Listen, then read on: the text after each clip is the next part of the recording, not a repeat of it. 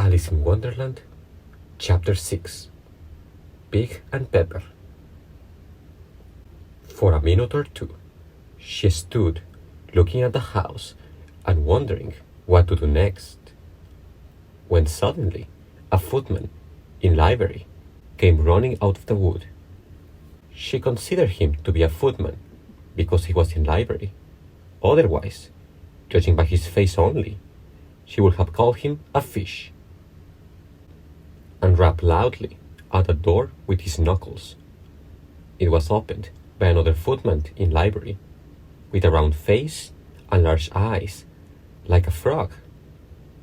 And both footmen, Alice noticed, had powdered hair that curled all over their heads.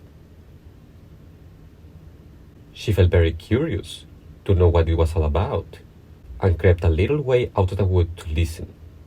The fish footman began by producing from under his arm a great letter, nearly as large as himself, and this he handed over to the other, saying in a solemn tone, "For the Duchess, an invitation from the Queen to play croquet." The frog footman repeated in the same solemn tone, only changing the order of the words a little. "From the Queen, an invitation for the Duchess to play croquet." Then they both bowed low, and their curls got entangled together. Alice laughed so much at this that she had to run back into the wood for fear of their hearing her. And when she next peeped out, the fish footman was gone, and the other was sitting on the ground near the door, staring stupidly up into the sky. Alice went timidly up to the door and knocked. "There's no sort of use in knocking," said the footman, "and that's for two reasons. First, because I'm on the same side of the door as you are. Secondly, because they are making such a noise inside, no one could possibly hear you." And certainly there was a most extraordinary noise going on within, a constant howling and sneezing, and every now and then a great crash, as if a dish or kettle had been broken to pieces. "Please then," said Alice, "how am I to get in?" "There might be some sense in your knocking," the footman went on, without attending to her. "If we had a door between us, for instance, if you were inside, you might knock, and I could let you out, you know."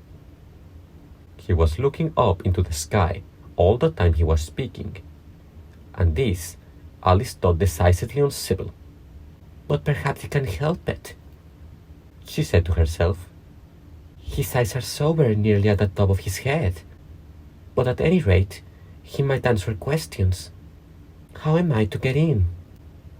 She repeated aloud, "I shall sit here," the footman remarked, "till tomorrow."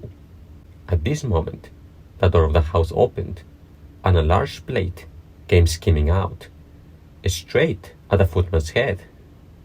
It just grazed his nose, and broke to pieces against one of the trees behind him. "Or next day, maybe," the footman continued, in the same tone, exactly as if nothing had happened. "How am I to get in?" asked Alice again, in a louder tone. "Are you to get in at all?" said the footman. "That's the first question, you know."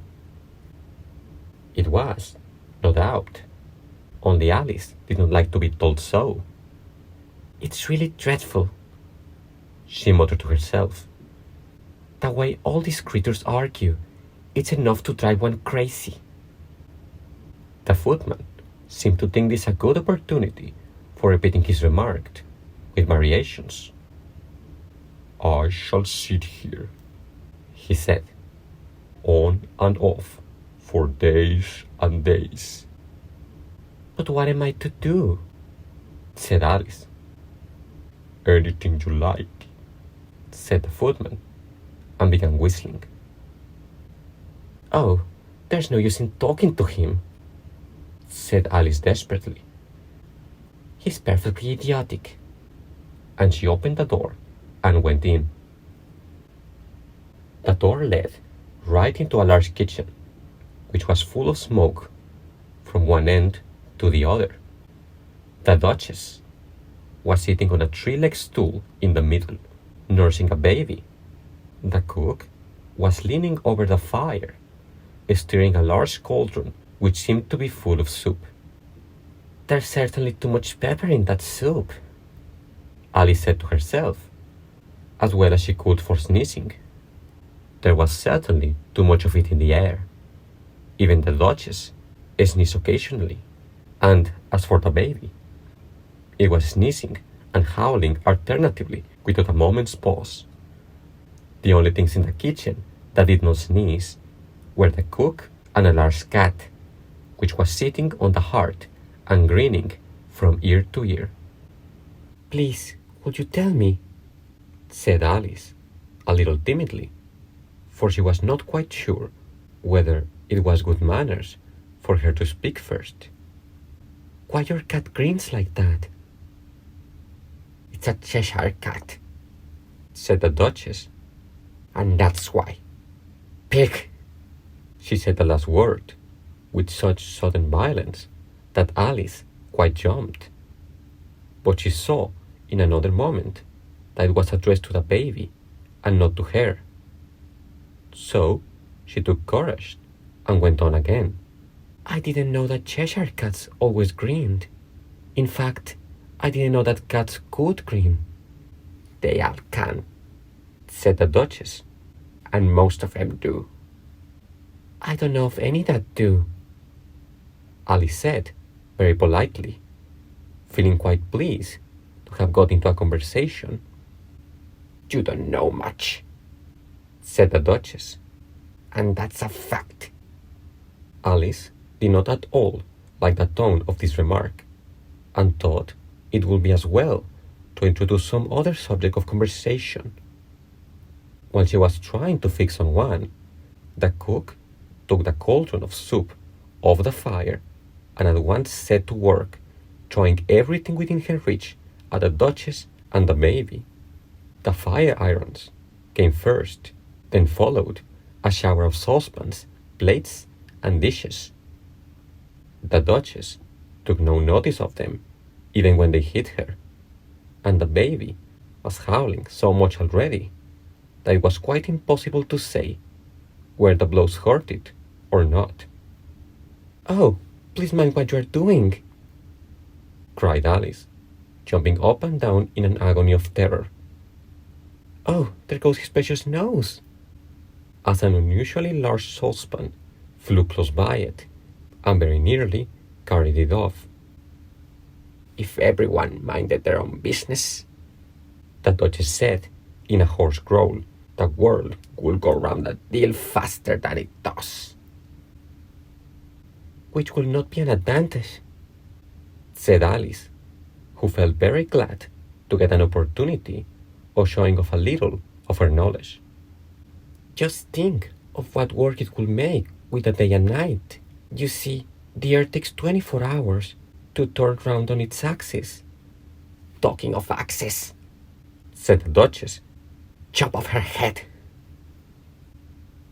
Alice glanced rather anxiously at the cook to see if she meant to take the hint.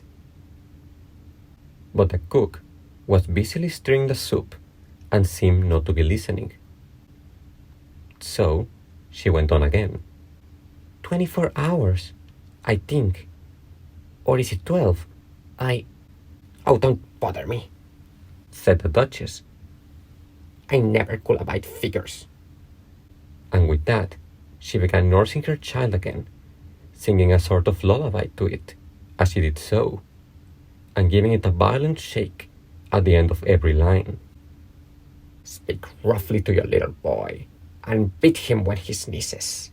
He only does it to annoy, because he knows it teases. Chorus, in which the cook and the baby joined. Wow, wow, wow. While the Duchess sang the second verse of the song, she kept tossing the baby violently up and down, and the poor little thing howled so that Alice could hardly hear the words. I speak severely to my boy. I beat him when he sneezes, for he can thoroughly enjoy the pepper when he pleases. Chorus. Wow, wow, wow. Here, you may nurse it a bit if you like, the Duchess said to Alice, flinging the baby at her as she spoke. I must go and get ready to play croquet with the Queen. And she hurried out of the room. The cook threw a frying pan after her as she went out, but it just missed her. Alice caught the baby with some difficulty, as it was a queer-shaped little creature, and held out its arms and legs in all directions. Just like a starfish, thought Alice. The poor little thing was snorting like a steam engine when she caught it, and kept doubling itself up and straightening itself out again, so that altogether, for the first minute or two, it was as much as she could do to hold it. Thanks for listening.